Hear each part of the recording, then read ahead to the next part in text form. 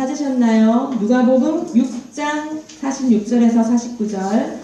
우리 짧으니까 다 같이 읽겠습니다. 시작! 너희는 나를 불러 주여 주여 하면서도 어찌하여 내가 말하는 것을 행하지 아니하느냐. 내게 나와 내 말을 듣고 행하는 자마다 누구와 같은 것을 너희에게 보이리라.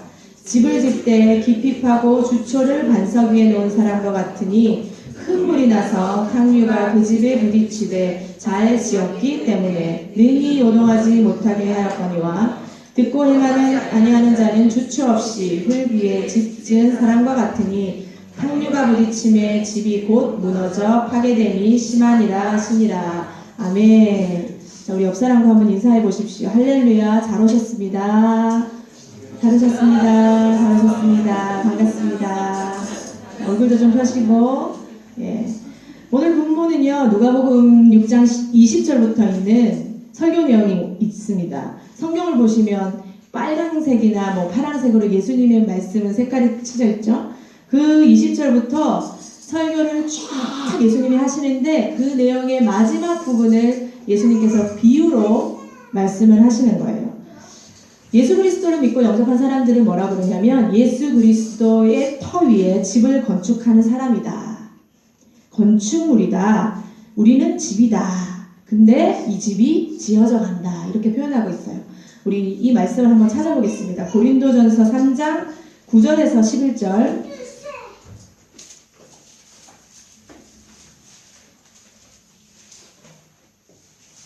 자, 제가 읽을게요. 3장 9절에서 11절 고린도전서. 우리는 하나님의 동력자들이요 너희는 하나님의 밭이요 하나님의 집이니라.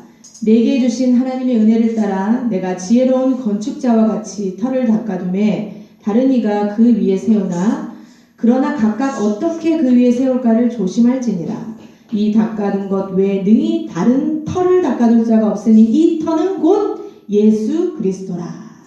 아멘. 하나님의 집을 짓는 사람, 지혜로운 건축자, 예수 그리스도의 터 위에 건축하는 자, 이렇게 말을 하고 있어요. 우리 신앙생활이 이렇게 집을 짓는 겁니다. 건축에 대해서 좀 아시는 분은 아시겠지만 건축의 가장 중요한 게 무엇이냐면 기초공사래요. 그래서 기초공사가 건축의 절반의 이상을 차지한다고 말씀하시더라고요.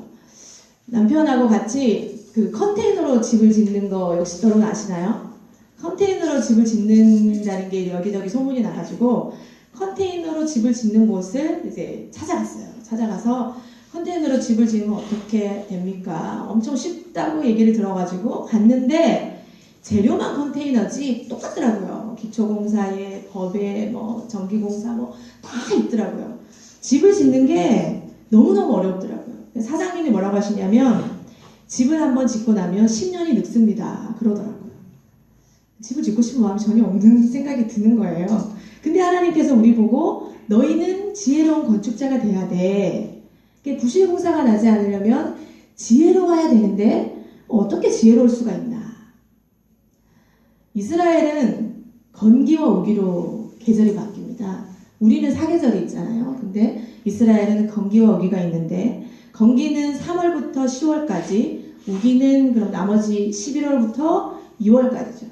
그럼 집은 건기에 지을까요? 우기에 지을까요? 그렇죠. 건기에 짓는 거죠. 비 오는데 누가 집 짓겠어요? 그렇죠? 땅이 딱딱히 져 있고 건기에 집을 짓는 거죠. 근데 겉으로 보기에는 딱딱해 져 있는데 집을 다 짓고 나서 우기가 되면 이 기초가 뒤틀려 버린대요.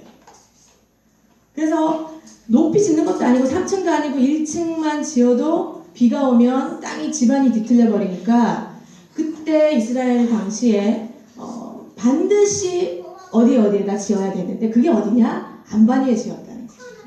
이스라엘은 돌이 많습니다. 가보신 분들 알겠지만 석회의 돌이 많아요. 그래서 그 안반 위에 반드시 집을 지어야 집이 무너지지 않는다는 거죠.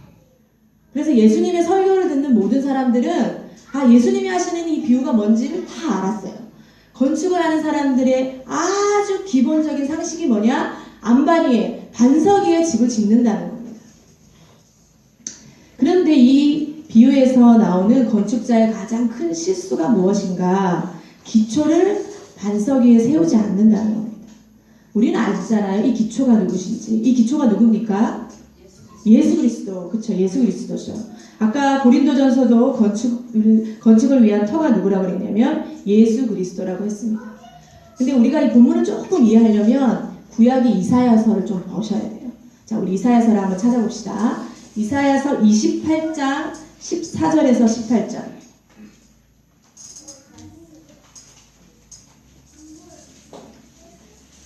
이사야 28장 14절에서 18절.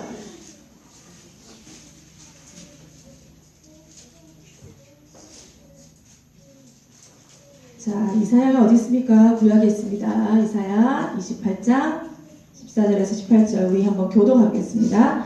이러므로 예루살렘에서 이 백성을 다스리는 너희 오만한 자여 여호와의 말씀을 들을지어다.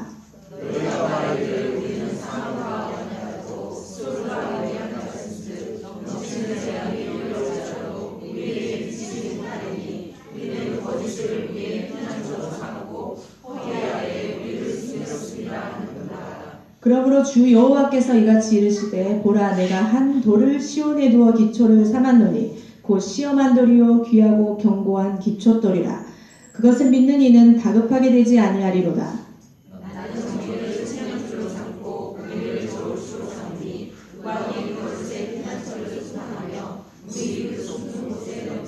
다 같이 너희가 사방과 더불어 세운 언약이 패하며 스월과 더불어 맺은 맹약이 서지 못하며 넘치는 재앙이 밀려올 때에 너희가 그것에게 밟힘을 당할 것이라. 아멘. 말씀을 읽고 이제 이사야서의 배경을 좀 얘기해 드릴게요. 이사야서의 배경은 이스라엘이 원래는 하나의 땅으로 되어 있었지 않습니까? 그때 솔로몬 이후에 솔로몬의 아들이 여로보암과 르호보암이 왕이 되고 나서 어떻게 나누어졌나요? 북이스라엘과 남유다로 나눠졌죠. 나눠지고 나서 남쪽을 유다라 부르고 북쪽을 이스라엘이라고 부르는데 이 북쪽 이스라엘 사람들이 죄를 짓기 시작하는 거예요. 하나님의 예배를 업신여기기 시작하고 재물을 눈먼 거, 그 다음에 흠이 있는 거 이런 거 하나님께 드리고 부정부패가 가득하고 근데 풍요하고 부유했어요. 그런 가운데 하나님께서 아수르라는 나라를 통해서 이스라엘을 벌을 주시는 거예요. 자, 이스라엘이 여기 있고 아수르가 저 멀리 있는데 아수르가 이스라엘을 치기 위해서 이렇게 오는 거죠. 오면서 자잘한 나라들이 많을 거 아니에요? 이 나라들을 다 무찌르고 오는 거예요. 이스라엘 그 소식을 들을 때마다 얼마나 무서웠겠어요. 부들부들 떨면서 와, 곧 있으면 아수르가 올 텐데 어떡하지? 마음은 분주한데 해결 방법이 없는 거예요. 자, 이스라엘이 이럴 때 뭐를 해야 될까요? 기도해야죠. 부르짖어야죠. 이게 상식 아닙니까? 건축자의 상식은 뭐라 그랬어요? 반석 위에 세우는 게 상식이고 우리 그리스도인들의 상식은 무엇입니까? 어려움이 왔을 때 부르짖어야 된다는 거죠. 근데 이스라엘이 어떻게 했냐면 애굽이라는 나라와 동맹을 맺어요. 이미 맺고 있었고 애굽이라는 나라에 조공을 많이 바쳤어요. 내가 이렇게 많이 바쳤는데 애굽이 나를 가만히 두겠어? 이스라엘을 살려주지 않겠어? 애굽이 그 당시에는 엄청난 강대국이었거든요. 그래서 이스라엘이 애굽에게 기대고 있었어요. 근데 하나님은 그걸 원하시지 않잖아요. 애굽을 기대고 있는데 이사야가 뭐라 그러냐면 사망과 언약했다. 우리 15절 보세요. 사망과 언약했다. 스월은 지옥이에요. 스월과 언약했다. 이렇게 말하는 거예요. 왜 하나님과 언약하지 않고 하나님께 먼저 우리의 뜻을 아뢰지 않고 하나님께 도움을 구하지 않는 이 모든 행동들을 이사야는 뭐라 그러냐면 너네가 이미 사망과 언약을 했다는 거예요. 이미 끝났다는 겁니다. 우리 교회에도 어려움들이 성도들이 있을 때마다 가장 먼저 하는 게 뭐냐면 하나님께 기도를 올려드려요. 우리가 여러 가지 방법이 있지 않습니까? 상식이 있잖아요. 이 방법도 할 수 있고 저 방법도 할 수 있고 돈으로도 할 수 있고 인맥으로도 할 수 있지만 가장 먼저 주님 앞에 올려드리는 게 무슨 의미냐면 하나님께 우리의 온전한 모든 문제를 주께 맡깁니다. 근데 이게 상식인데 이스라엘 사람들은 그렇게 하지 않았어요. 그래서 이 모습을 보고 18절에 이사야가 뭐라 그러냐면 애국과 맺은 맹약이 서지 못하고 재앙이 밀려올 것이다. 결국 어떻게 됐냐? 주전 722년에 이스라엘이 아수르를 통하여서 완전히 망하게 됩니다. 하나님은 우리를 사랑하시지만 우리가 잘못된 길로 갔을 때 반드시 징계하시죠. 그런데 우리 하나님은 너무너무 사랑이 많으셔서 징계로만 끝내지 않는다는 거예요. 우리 이사야 28장 16절 보세요. 그러므로 주 여호와께서 이같이 이르시되 보라 내가 한 돌을 시온에 두고 기초를 삼았노니 곧 시험한 돌이요 귀하고 견고한 기초돌이라. 그것을 믿는 이는 다급하게 되지 아니하리로다. 건축을 하겠는데 이 돌은 테스트가 끝났대요. 너무 견고하고 강하고 아주 귀한 돌인데 이 돌, 우리는 누군지 알잖아요. 예수 그리스도. 예수 그리스도가 반드시 때가 되면 너희들을 구원하러 오실 거야 하고 이사야서가 예언을 하고 있는 거예요. 그러면 율법을 연구한 사람들은 분명히 메시아가 올 거다. 그리고 기다리고 그 메시아가 왔을 때 반갑게 맞이하고 그를 섬겨야 되잖아요. 근데 이 누가복음 6장에 이 당시의 종교 지도자들이 그러지 않았다는 거예요. 이 당시 종교 지도자들을 분류하면 바리새파가 있고 서기관들이 있고 또 사두개파가 있고 에세네파가 있고 여러 파들이 있었어요. 그 중에서 이 종교 지도자들 중에서 경건주의자들이 있었어요. 에세네파라고 하는 사람들인데 다른 말로 쿰란 공동체라고 하는 부류가 있었어요. 그 사람들은 이 돌을 어떻게 생각했냐면 율법을 잘 지키고 하나님 앞에 완전히 1.1핵이라도 흠이 없이 나가는 사람들은 이 사람이 모여서 기초돌이 될 것이다 라고 생각을 한 거예요. 왜 그렇게 생각을 했냐면 이스라엘이 망했잖아요. 아수르에게 망하고 유다는 바벨론에게 망하고 계속 망하는 거예요. 망하면서 돌이켜보니까 우리가 하나님의 율법을 지키지 않았구나. 어떡하지? 그러면 율법을 지켜야지.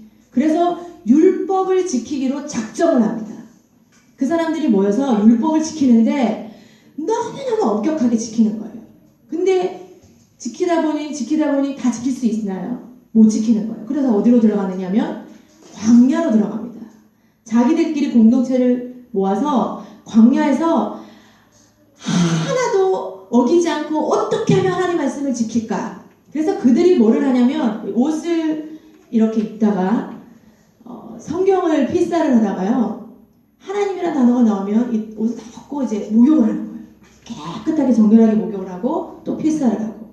덕분에 그들 때문에 우리가 성경에 대한 사본이 아주 역사 깊은 사본이 우리가 발견할 수 있었지만 아무리 광야에서 자기들이 율법을 지키고 하나님께 온전히 산다 그래도 그럴 수 있겠냐 말입니다. 그 사람들은 자기들이 이 나라의 미래라고 생각을 했어요. 그래서 엄격을 지키는 사람들이 모이면 모일수록 이 사람들을 통하여서 분명히 하나님이 우리를 회복하실 거야. 그래서 광야에서 세례요한처럼 메뚜기나 석청만 먹고 이렇게 살았던 거예요.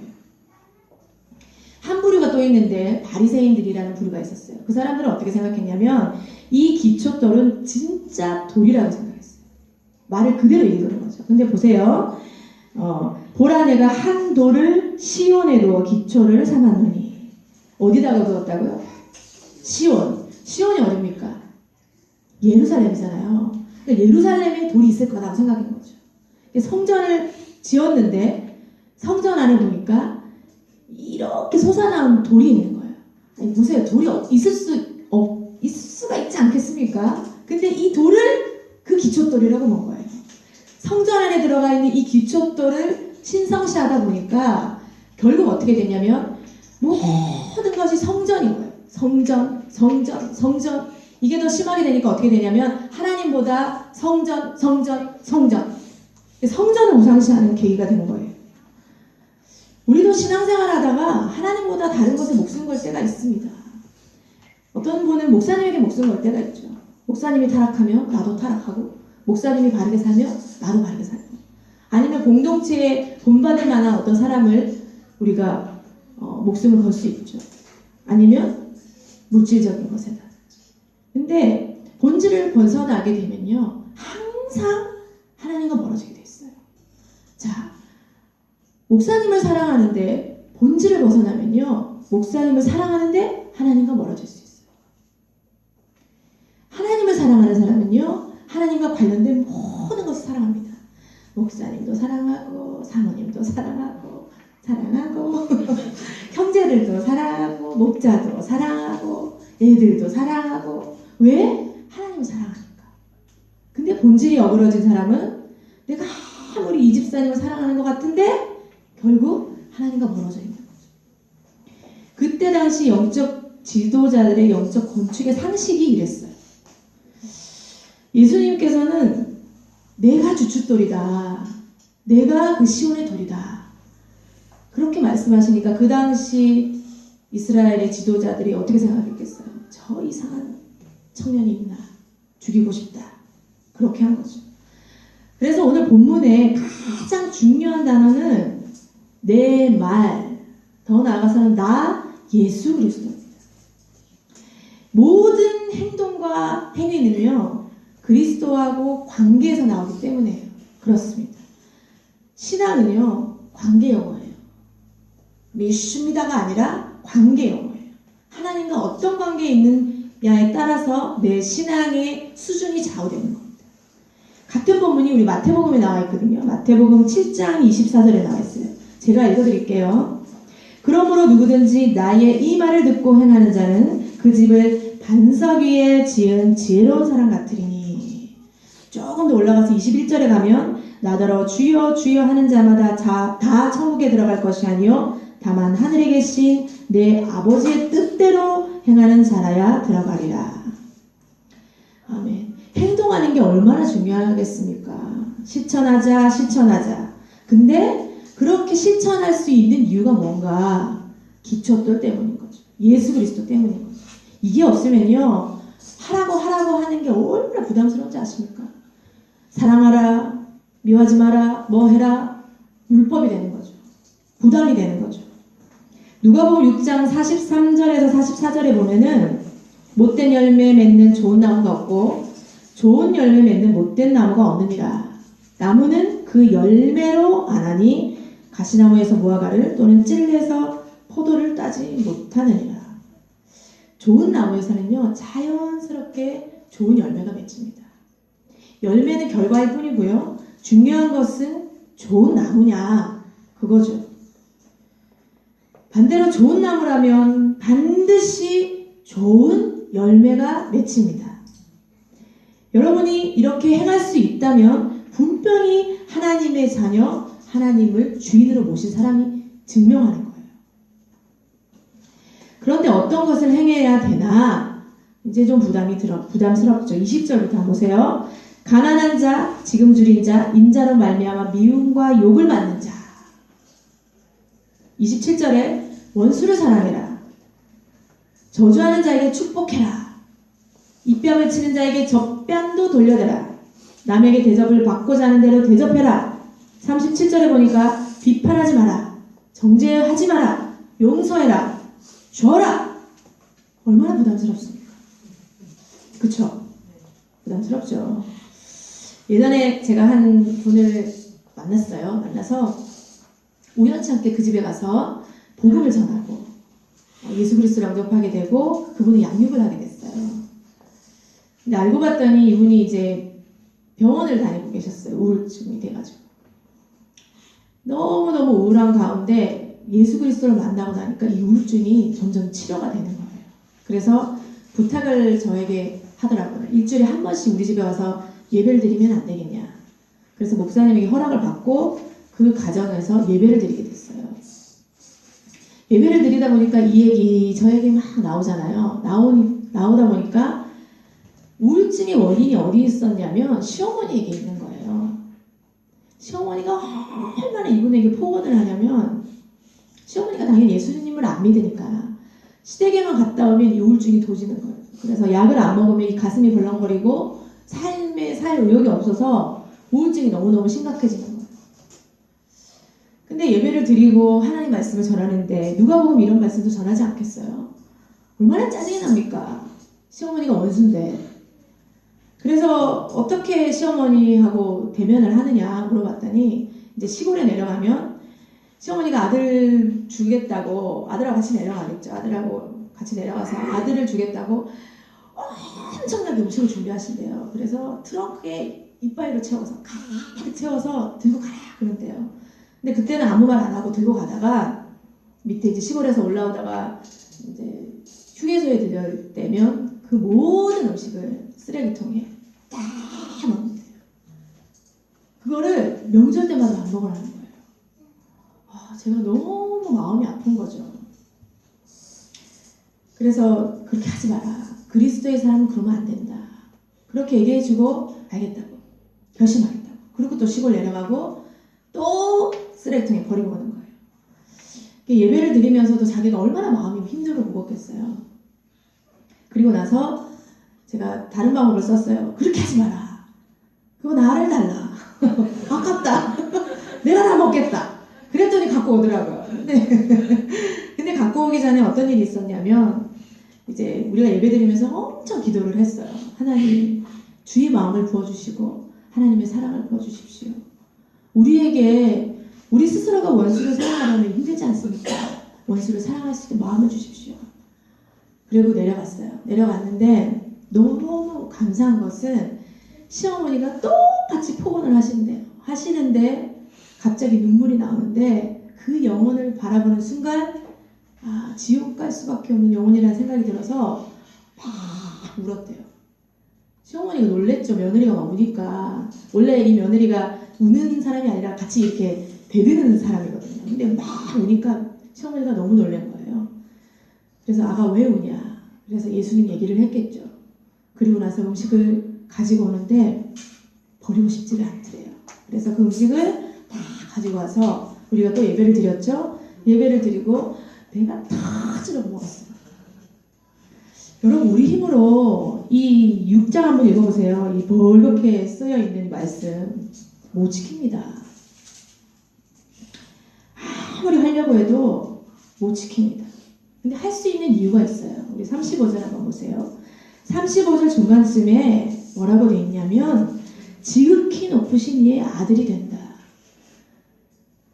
우리 아버지가 지극히 높으신 분이고 우리는 그의 아들이 되기 때문이죠.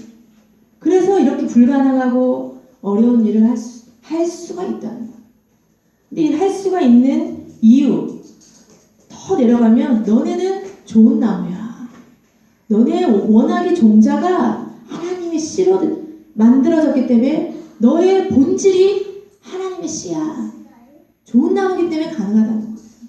다른 말로 오늘 본문 너희 모든 건축물은 그 기초가 예수 그리스도로 말미암아 가능하다는 겁니다. 아멘 하셔야죠. 이때는 아멘입니다. 우리가요 예수를 믿지만 예수를 믿지 않는 사람과 별반 다를 게 없어요. 똑같이 밥 먹고 배고프면 손 떨리고 그 다음에 뭐 화날 일 있으면 화내고 똑같이 직장 생활하고 똑같거든요. 똑같은데 뭐가 다르냐면요. 우리가 하나님의 자녀라. 그래서 감당할 수 있다는 거예요. 이 누가복음 6장이요. 우리에게 너네 도덕적으로 살아. 너네 율법으로 흠없이 살아. 이걸 얘기하고 있는 게 아니에요. 그게 아니라 그렇게 살아야 구원을 얻는다는 얘기도 아니잖아요. 우리가 행위로 구원을 얻습니까? 아니잖아요. 오직 하나님의 은혜로 구원을 얻는데 무슨 말이냐면 우리의 근원이 누군지 생각을 해보자는 거예요. 우리의 근원이 예수 그리스도시라면 가능하다. 예수 그리스도시라면 할 수 있다는 것을 예수님이 얘기하는 거예요. 자, 이것을 테스트하기 위한 리트머스지가 있어요. 그걸 뭐라 그러냐? 탕류라고 합니다. 옆에 사람 보고 탕류 맞아봤니? 여기 해보세요. 탕류 한번 맞아봤니? 탕류 많이 맞아봤잖아요. 우리가 탕류. 이 탕류, 혼탁한 이 물인데 49절을 보세요. 탕류가 부딪히니까 집이 무너져서 곧 파괴되는 거예요. 자, 우리 탕류가 옵니다. 어떻게 탕류가 오냐? 내가 주의를 지키지 못하는 10가지 이유 되라 그러면 되잖아요. 내가 헌신할 수 없는 10가지 이유, 내가 순종할 수 없는 10가지 이유, 내가 시험 들 수밖에 없는 10가지 이유, 내가 기도할 수 없는 10가지 이유, 내가 예배를 못 오는 10가지 이유 되라 그러면 다 돼요. 다 이유가 있습니다. 근데 이게 다 탕류예요. 탕류. 근데 이 탕류가 몰아치는데 탕류는 몰아칠 때 당연히 몰아친다 생각하시면 돼요. 왜냐면 이스라엘 땅에 제가 뭐가 있다 그랬어요? 건기와 우기가 있다 그랬어요. 건기가 지나면 뭐가 올까요? 우기가 오는 거예요. 이스라엘 집안이 안 좋기 때문에 우기가 오면 탕류가 있을까요? 없을까요? 있죠. 온다니까요, 탕류가. 탕류가 부딪힐 때마다 이제 반석 위에 세운 집은 어떻게 된다? 무너지지 않는 거예요. 탕류가 와봐야 내가 이때까지 쌓아놨던 신앙이 반석 위에 세워놨나 아니면 내 의로 세워졌나 판가름 납니다. 자, 우리 한번 봅시다. 고린도전서 3장 11절 14절 11절부터 14절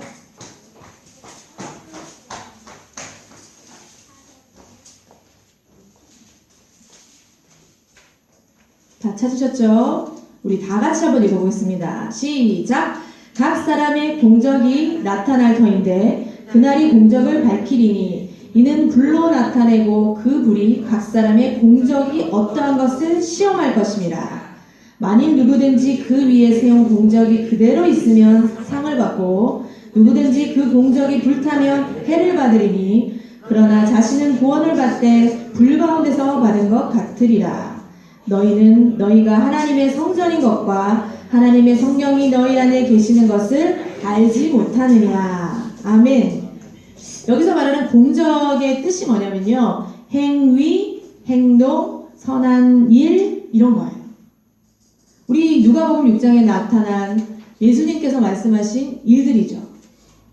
그 일들이 그날의 공적이 온다는데 그날은 마지막 날이겠죠. 근데 우리 인생에서 그날이 수시로 옵니다. 수시로 와요. 수시로 와서 그 공적이 어떻게 쌓아졌는지를 뒤흔드는 거예요.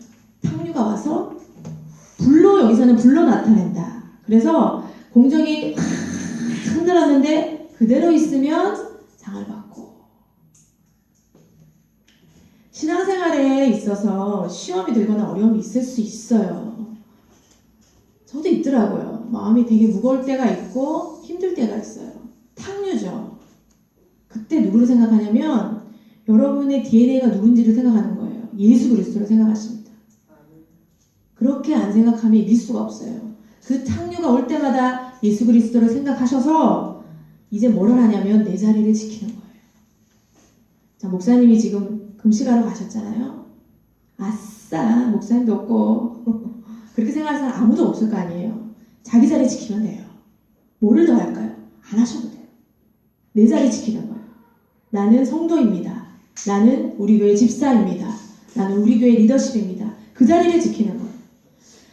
누군가 시험에 들게 하고 마음을 어렵게 해도 자리만 지키면 탕류는 지나가게 돼 있어요. 사단이 천사였잖아요. 자기 자리 못 지켜서 사단이 되는 겁니다. 전도서 3장 1절에 보니까 범사에 기한이 있고 다 때가 있다. 만사에도. 웃을 때도 있고 울 때도 있고 헐 때가 있고 세울 때가 있고 사랑할 때가 있고 미워할 때가 있고 밥을 못 먹을 때가 있고 밥을 먹을 때가 있고 시험이 들 때가 있고 들지 않을 때가 있는데 이 탕류 때문에 집까지 무너지는 거는 너무 큰 손해입니다. 그리스도의 사람들은 탕류를 어떻게 맞이해야 되는가? 자, 내가 믿음이 있다고 자만할 수 있어요. 우리는 자만이 엄청 빨리 오잖아요. 조금만 잘하면 금방 자만이 옵니다. 이 자만할 때 하나님이 탕류를 탁 보내서 그때 우리가 어떻게 되나요? 겸손해지잖아요. 그리스도인들은 그렇게 되는 거죠. 자만해졌다, 탕류가 왔다, 난 집을 무너진다. 이게 아니라 겸손해지는 거죠. 그리고 내가 다른 방향으로 나갈 때 또 탕류가 오죠. 하나님이 이렇게 방향 조정하려고. 그럴 때 우리가 어떻게 하나요? 방향을 조정받습니다. 목사님 전화 오잖아요. 이러면 안 됩니다. 예배 오셔야 돼요. 교회 오셔야 돼요. 이러면 안 됩니다. 전화 오잖아요. 그리고 우리가 무기력함이 올 때 공동체가 신방 가잖아요. 그러시면 안 됩니다. 기도합시다. 말씀으로. 하나님이 우리에게 탕류를 허락하시는 이유가 있어요. 근데 이거를 그냥 당연히 받으면 되는데 탕류 이렇게 받아들이시면 절대로 안 돼요. 우리 전도서 한번 찾아봅시다. 전도서 3장 18절.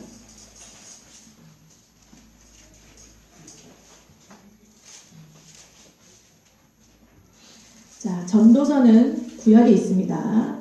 시편쯤에 있죠. 전도서 3장 18절.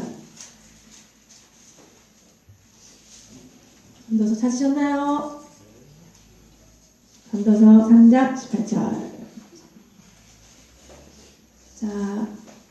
자, 다 같이 읽어보겠습니다. 시작. 내가 내 마음속으로 이르기를 인생들의 일에 대하여 하나님이 그들을 시험하시리니 그들이 자기가 짐승과 다름이 없는 줄을 깨닫게 하려 하심이라 하였노라. 아멘.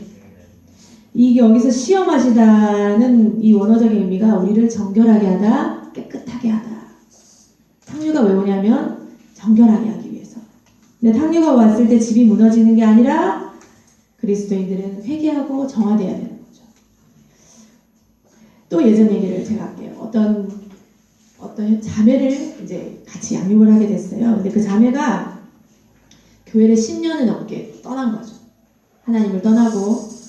근데 그 떠난 이유가 너무 당연하겠지만 세상이 바쁜 거예요. 돈 때문에 떠났어요. 돈 번다고. 돈이 너무 잘 벌어요. 1호점을 냈는데 2호점을 내야 되고 3호점을 내야 되는 거죠. 얼마나 장사가 잘 되는지 막 돈을 끌어다 모았대요. 근데 욕심이 나니까 주일도 없고 이제 막 다 팽겨치고 이제 돈에 뛰어든 거예요. 근데 탕류가 온다는 게 어떤 안 좋은 일일 것 같은데 부와 명예도 가져다 줘요. 이 탕류가. 그래서 10년이나 그렇게 오랜 시간 하나님을 떠나 있었더라고요. 근데 하나님께서 자녀들을 그냥 내버려 두지 않잖아요. 순식간에 망하는데 다 부도가 났어요. 근데 부도가 난 게 아니라 교통사고 나고 가정은 찢어지고 몰아치는데 한꺼번에 건강 잃고 돈 잃고 가정 잃고 다 잃어버린 거예요. 그때 어떤 분의 소개로 만나게 되었어요. 저도 어떻게 해야 될지는 모르겠는 거예요. 하나님 저에게 지혜를 주십시오. 그리고 같이 밤마다 기도를 하기 시작했어요. 매일 기도한다는 게 여러분 하면 하지 생각하시지만요. 직장 마치고 와서 밤 한 9시부터 12시, 1시까지 기도한다는 게 이게 쉬운 게 아니에요.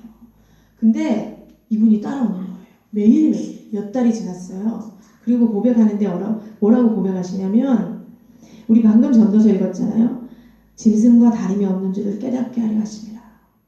사모님 저 짐승과 같이 아무것도 할 수가 없네요. 겸손해지는 거예요. 바닥까지 겸손해지더라고요. 탕류가 와서 너무너무 힘들었지만 하나님을 회복했어요.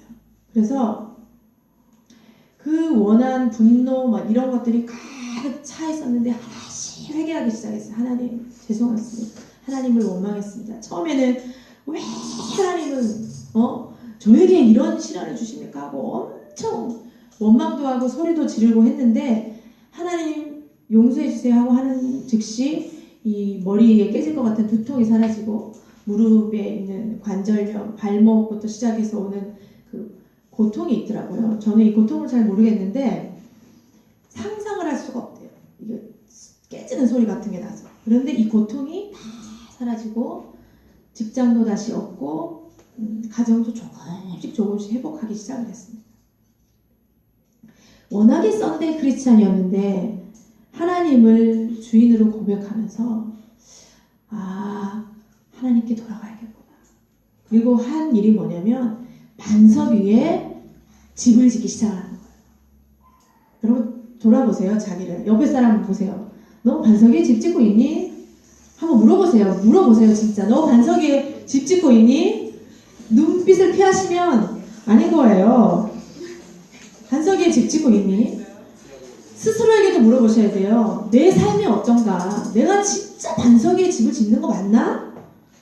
반석 위에 집을 짓는 사람은요, 제가 신앙이 무슨 용어라 그랬어요? 신앙 관계 용어예요. 하나님과 교제하셔야 돼요. 하나님하고 얘기하셔야 돼요. 그래서 반석 위에 제대로 건축을 해서 하나님의 그리스도의 장성한 분량까지 우리가 쫙 올라가요. 그렇게 하실 수 있겠습니까? 아멘. 자, 그렇게 할 수 있다고 믿고 우리가 주의 말씀대로 행하는 우리 넘치는 교회 모든 성도들이 되기를 간절히 주님의 이름으로 축원합니다. 아멘.